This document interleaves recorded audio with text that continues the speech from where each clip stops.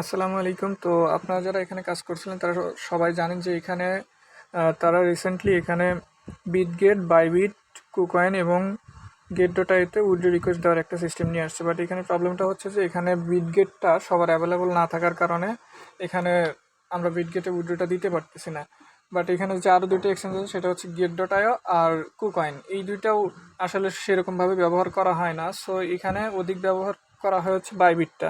এই অ্যাকাউন্টটা প্রায় সবার কাছে অ্যাভেলেবল। সো আমি এই ভিডিওতে দেখাবো যে বাইবিটে কীভাবে আপনারা আপনাদের ক্যাশ টোকেনটা উইথড্র রিকোয়েস্ট দিতে পারবেন। সো ভিডিওটা না টেনে সম্পূর্ণ দেখবেন। উইথড্র রিকোয়েস্ট দেওয়ার আগে প্রথমে আপনাকে যেতে হবে নিচের দিকে যে এয়ারড্রপ নামে যে অপশনটা আছে, জাস্ট ওইটাতে একটা ক্লিক করতে হবে। এয়ারড্রপে ক্লিক করার পর সেম লাইক এরকম একটা ইন্টারফেস আসবে। এখান থেকে আপনাদের এক্সচেঞ্জ যে অপশনটা আছে জাস্ট ওইটাতে ক্লিক করার পর এখান থেকে আপনাদেরকে কন্টিনিউ করতে হবে।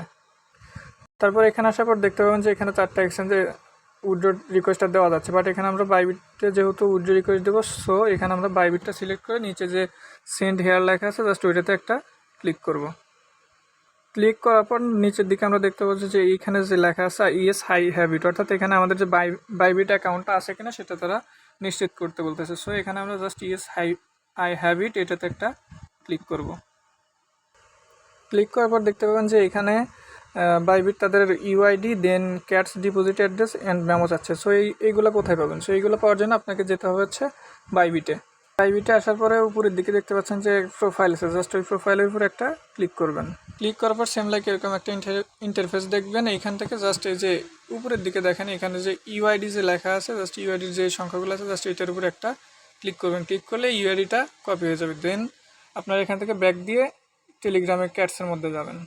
ক্যাটসের মধ্যে আসার পর এখানে যে ইউআইডিটা আছে জাস্ট এই ঘরটাতে একটা ট্যাপ করে এখানে চাপ দিয়ে ধরে এখানে ইউআইডিটা পেস্ট করে দেবেন।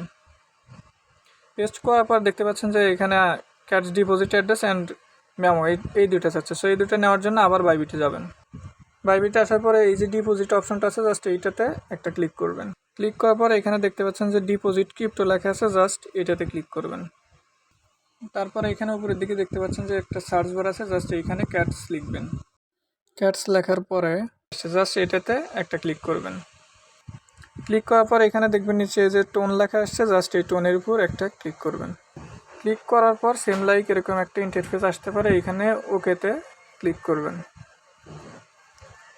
ওকেতে ক্লিক করার পর এখানে দেখতে পাচ্ছেন যে এইখানটায় ওয়ালেট অ্যাড্রেস, দেন নিচে মেমোটা দেখাচ্ছে। সো এটা কপি করার জন্য জাস্ট এই যে এইখানে যে চিহ্নটা আছে জাস্ট এটাতে একটা ক্লিক করবেন। দেন মেমোটা কপি করার জন্য এইখানে একটা ক্লিক করবেন। এই দুটো কপি করার পর টেলিগ্রামে ক্যাটসের মধ্যে আবার ব্যাক যাবেন। ব্যাক আসার পর এখান থেকে জাস্ট এই যে ক্যাটস ডিপোজিট অ্যাড্রেস এটাতে ক্লিক করবেন। ক্লিক করার পর এখান থেকে যে আপনার ডিপোজিট অ্যাড্রেসটা কপি করছেন ওইটা এখানে পেস্ট করবেন। দেন নিচে যে মেমোটা আছে জাস্ট এটাতে একটা ক্লিক করবেন। ক্লিক করার পর এখান থেকে আপনার যে মেমোটা আপনি কপি করছেন ওই মেমোটা এখানে পেস্ট করবেন।